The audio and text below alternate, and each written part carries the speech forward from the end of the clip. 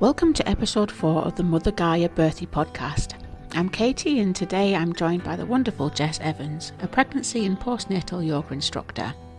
In this episode, we dive into some of the best positions for birthing and how these can help during labour. We also discuss the importance of building a supportive village during pregnancy and postnatal. And Jess shares some surprising insights about birthing balls that might just change the way you think about them. Whether you're expecting a new mum or supporting someone in their birth journey, this episode has something for everyone. So let's join Jess now as she introduces herself and tells us all how she got into pregnancy yoga. I'm Jess and I have two little ones. I've got Zara, who is nearly 5, and Ruby, who turns 3 in a couple of weeks. We currently live not far from Malton, so I teach classes in Malton, Kirkby Moorside, and hopefully soon Easingwold, so that kind of an area. Nice. I kind of had quite a mass career change. So I used to be a primary school teacher in a previous life, and that led me to living in Southeast Asia. So I lived in Kuala Lumpur, Malaysia, for 4 years. And whilst I was there, I kind of decided that I didn't really want to teach anymore. And I was doing quite a lot of yoga. So that's where I found yoga. I had a bit of a love-hate relationship with it when I first started doing yoga. So the fact I'm now a yoga teacher, if you'd have told me 4 years ago or longer, I laughed in your face. So before I moved out there, I used to do lots of cardio. So I played hockey and ran. But just, you can't do that in Asia because it's just silly hot. So it's like 30 degrees, 90% humidity. It's just not achievable. So a friend dragged me to a yoga class. I absolutely hated it. Everyone could bend, and in places where I just can't bend, I'm not very flexible, having done lots of cardio. And just my ego took a real battering, and I was not happy about that. But at the end of the class, I just kind of felt a little bit calmer. So I'm not massively anxious, but a little bit anxious. I spend a lot of time in my head and get caught up in like weird thoughts and things, and found that it chilled me out a little bit. So that's kind of what kept me going back. It also kind of helped me to overcome the fact that everybody was more flexible than me. In every class I went to, they looked at me mouths agog at like, why are you not doing this pose? Like, we're bending, why are you not bending? And it's just because I couldn't. So that took a little bit of time to get over. But yeah, I just really loved it for the breathing and for the calming effect that it had on me. So when I finished teaching, I ended up going to India, spent a little bit of time in India doing yoga teacher training. And then from there, did another one in Bali, spent some time scuba diving and living on islands as well, which was quite nice. Life before children. And during my second teacher training, there was a lady there who did a little bit of pregnancy yoga with us. And she was just, the way she talked about it and like the impact that it was having on the people that she was teaching. I think she was Dutch. It just sounded really incredible. And I was kind of at the point where we were thinking about starting a family anyway. So that kind of all slotted nicely into place, and I thought, that sounds quite good. So did a bit more traveling, did a little bit more teaching, got pregnant and ended up back in the UK. So whilst I was pregnant with Zara, I then did my pregnancy yoga teacher training and absolutely loved it, and then ended up going to somebody else's class because I was quite pregnant by then. And it was just those classes are like my fondest memory of being pregnant. So just having that time on a Saturday morning, it was in a really beautiful place as well. It was a cricket pavilion, so it looked out onto the cricket pitch. It was just so nice and chilled. It was just time for me to kind of get my head around what was going on, and it was really lovely. And then from that point, I was like, right, this is what I want to do. I want to give this experience to other people. So that's what led me into it. Excellent, brilliant. So was it more the relaxation side of it that you bring to the pregnancy yoga that you do, or is it more for stretching? Have you done sort of like more looking into what yoga can do to help with pregnancy and birth and things like that? So a lot of different things have come into it. So it's kind of evolved a lot since when I first did my training. I've done lots of other things from the back of that. And having had Ruby, so she's my eldest, I did quite a lot of biomechanics and looking at kind of how the pelvis moves and how different positions can help change the shape of the pelvis during labour, and how those can either help or hinder, and got quite fascinated by that. So in my classes, there's lots of things we do. So we always start by having a bit of a chat. So I think that's really important for people just to be able to ask questions or share things that they're worried or concerned about, or just have a chat to other people who are going through the same thing as them. So it's really lovely if you've got a really supportive partner, which I'm sure most people have, but they just don't get it because they're not going through that. So it can be quite hard to find somebody who's at that same life stage as you. So even if you've got friends with kids, you forget quite quickly what it was like to be pregnant or to have a little baby. So I feel that the social aspect's really important. So we always have a little chat. We always do a breathing technique because those are really important for labour as well as life skills. So I use mine quite often with small children when they're pushing my buttons. So yeah, some more than more than just labour preparation. And then we do some movement. So that movement is a combination of stretching to iron out some of those common niggles and aches that we get during pregnancy. So lower back because centre of gravity is changing, and then upper back and shoulders, neck. So we stretch out a little bit. We make sure that we do a little bit of strength, so maintaining a little bit of leg strength in preparation for labour, so people are standing and moving around. And then we also do talk a little bit about birth positions and kind of, like I said, how different positions can help facilitate labour. And then we end with a really lovely relaxation. So we always spend at least 15 minutes at the end having a guided relaxation to have a proper chill. Beautiful, excellent. So you were saying about different sort of stretches and things that you do to help in preparation for labour. What would you say was sort of like if you could only pick one stretch or one position or something that you kind of go, right, this is the one that if everybody only does one thing, you've got to do this in preparation. What would you say that was? Okay, so I'm going to cheat a little bit. Okay. So it's not necessarily a one position, it's one thing, and it's to buy a birth ball. Yeah. So having a birth ball is honestly the best investment you can make during pregnancy. The reason being, it's really hard to sit still on a birth ball. So it helps massively with movement in your hips and your pelvis. So even if you're sitting and say working or watching the telly or whatever, you're still moving around and getting that movement in your hips and your pelvis, which is great birth prep. It's also really hard to slouch on a birth ball. So it's putting you in a really good posture.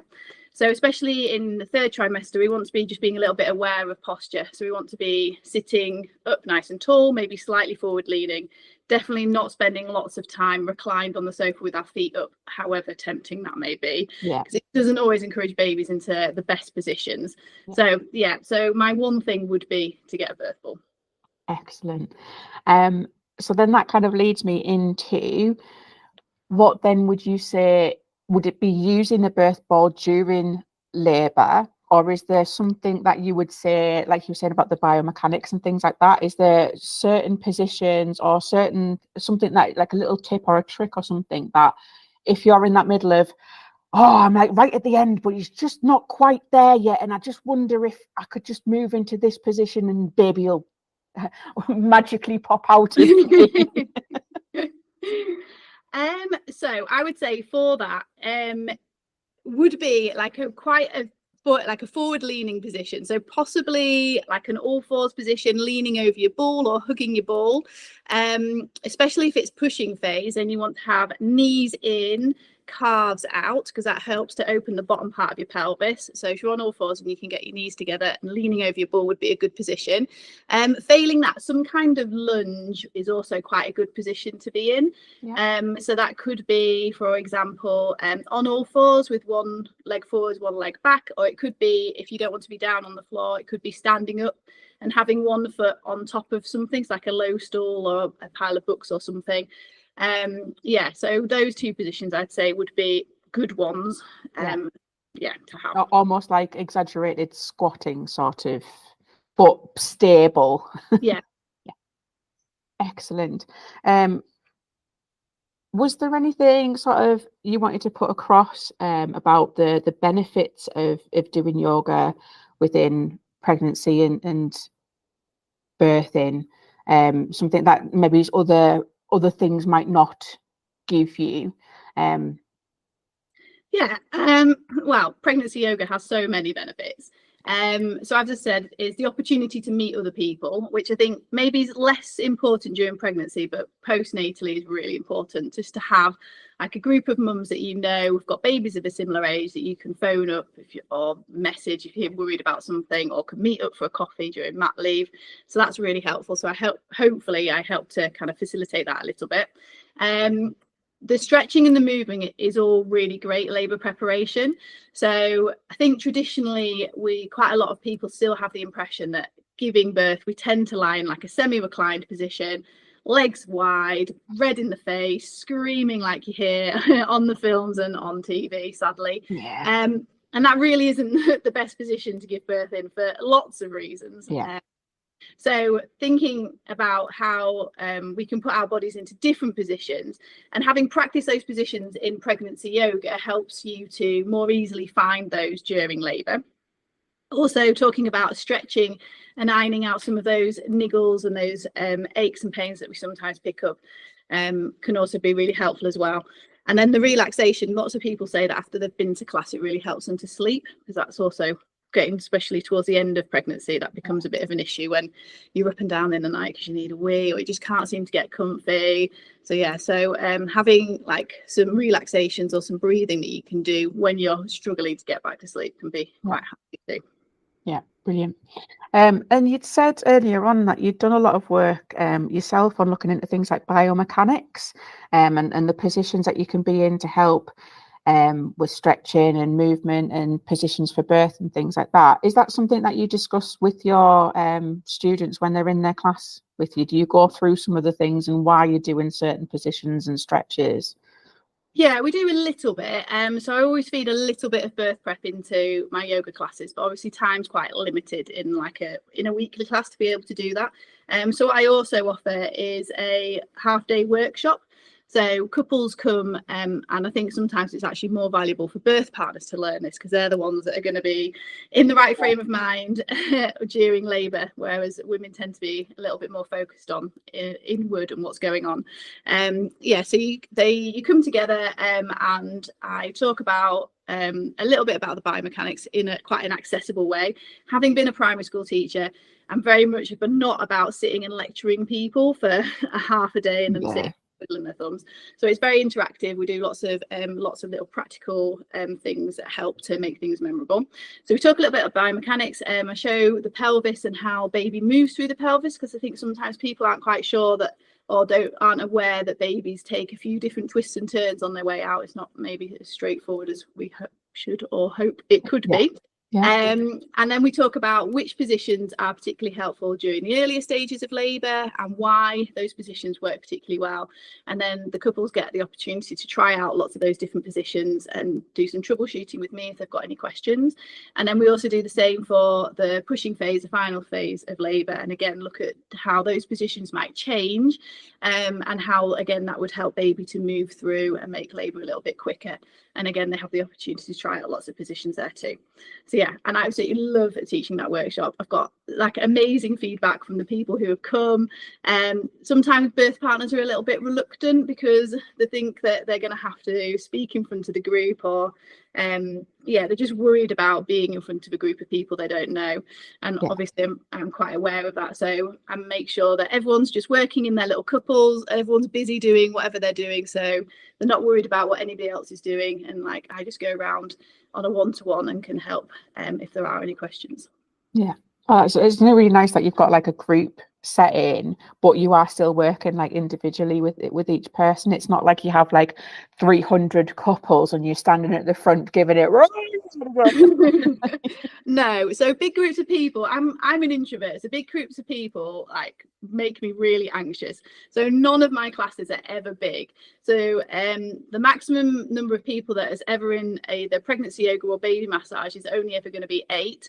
And then I think birth prep is either 6 or 8 couples as well. So it's small groups, because I want to be able to make sure that I can give everyone the individual attention that they need. So during pregnancy, everyone's pregnancy is so different. So quite often I have somebody who might be having carpal tunnel syndrome, or somebody else who's got really quite severe hip pain, PGP, and then a few other people that are fine, and then somebody else who's got another issue. And if I had a class of like 15, 20, I wouldn't be able to cater to all of those different needs. So I like having nice small classes so I can make sure that everyone's got variations if they need to have them, to help with whatever it is that they're going through at that moment. And then I can also make classes tailored specifically to help with some of those issues as well. Yeah, brilliant. And you just sort of touched there that I didn't realise that you did baby massage. So what are those? What are those like? So predominantly, well, I kind of a 50-50 mix. So I teach pregnancy, so I teach pregnancy yoga, and then I do these birth prep workshops that I've just mentioned. And then I like to see people postnatally as well. Yeah. So I also do baby massage. So that's a really lovely first class for mums and babies, from when babies are about 5 or 6 weeks old. So again, lots of community, lots of time to have tea and chats at the end of classes. Because I found when my two were little and I was going to a class, you turn up and it was from 10 till 11, and at 11 o'clock that was it. The class would end, everyone would leave and then go back to their daily lives. And I was a bit like, oh well, it'd be quite nice to like chat to other people or to get to know some of those other mums, and I felt like that was really missing. So in my postnatal classes, in fact in pregnancy as well, there's always time at the end for tea and biscuits and just an opportunity to chat to all the other mums, so everyone gets to know each other. And I always set up WhatsApp groups as well so people can stay in touch. So baby massage is a lovely one. So really good for mums just to get out of the house, get to meet other people.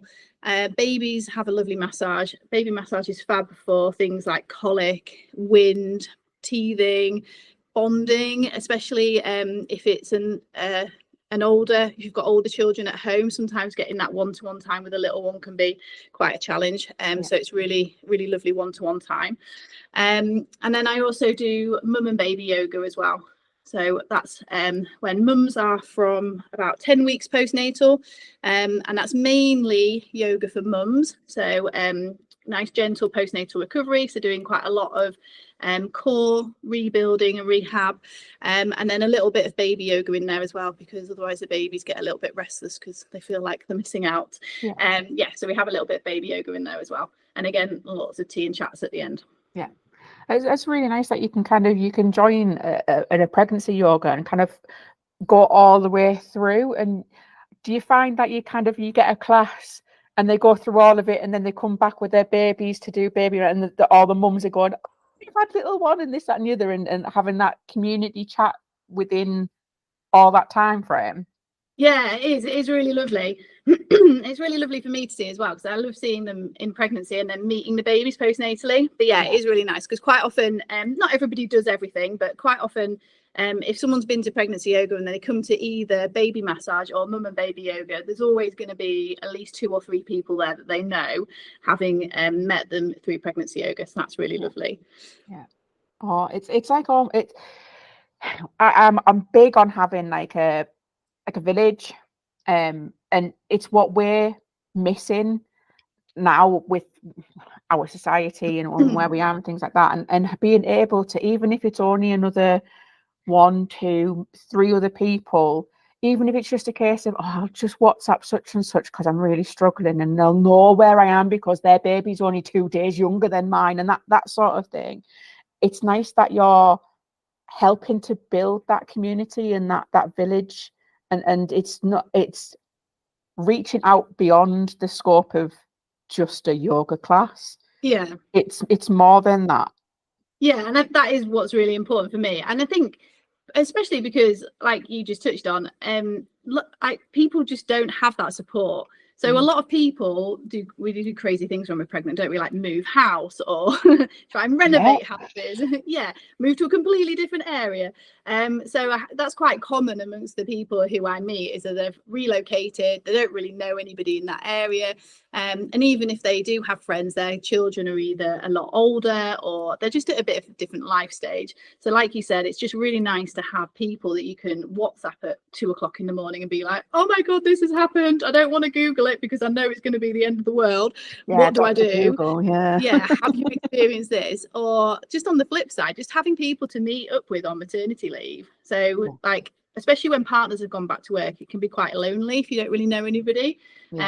So lots of my mums will meet up either outside of class, or once classes have finished and are not coming to see me anymore, they'll keep in touch with the other people that they met either during pregnancy yoga or one of the postnatal classes, and they'll still meet up with a few of them and go for coffee or walks and things. So I think that's made quite a big difference to quite a few of the people that I've seen. Brilliant, excellent. I think we've pretty much kind of covered everything. There's nothing I can think of myself. Is there anything that you wanted to add? Anything that if someone was hearing you for the first time and they thought, oh, that's a good idea,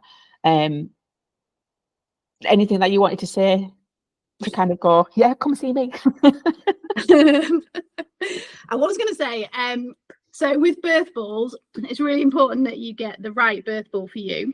So again, not widely known. Birth balls come in different sizes and they're very different to exercise balls. So gym balls and birth balls are not the same. So what I'll do is I've got a free guide. So if I send it to you and you pop it in the show notes, so that just talks you through the sorts of things to look for when you are wanting to buy a birth ball. If people are interested in birth balls and getting more from their birth ball than just bouncing up and down on them, which is what sometimes people think, every 6th pregnancy yoga class I teach is always a birth ball class. Okay. So everyone brings their balls, or if they haven't got one, they can borrow one, and we do a full hour class on balls, looking at different positions. So that's quite birth preppy, as well as kind of everyday things that you can do when you've got your ball at home. So that's something else just to be aware of. Excellent. I didn't know you could get, I mean, I knew you could get different sizes. I'd seen something before about saying like getting the right size, but I didn't realise that they all were different, and gym balls aren't the same as yoga balls and stuff like that. So yeah, that was nice. Thank you. Brilliant. So if anybody does want to contact you, where can they find you? What's your contact details? So I am at Jess Evans Yoga on Instagram. So on Instagram, I try and share reels. I do alternate pregnancy and postnatal. So little hints and tips. That's quite a good place to find me and connect with me. Or if you want to have a little look at kind of more in-depth things in terms of classes and what I offer, then you can find me at jessevansyoga.com.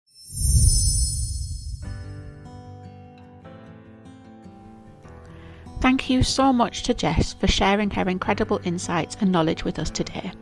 It's been such an enlightening conversation, especially about the birthing positions and the role of support during this journey. For those interested in learning more about birthing balls, be sure to check out the link in the show notes below, and if you want to find Jess, all of her links are there too. As always, if you'd like to support the podcast and the work that I'm doing, you can do so through my Buy Me a Coffee link. Your support means the world to me.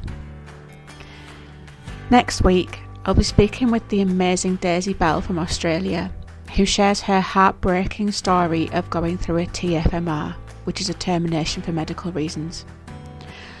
I'll give you a heads up. This is an emotional one, so grab your tissues. Thanks for listening, and I'll see you next week.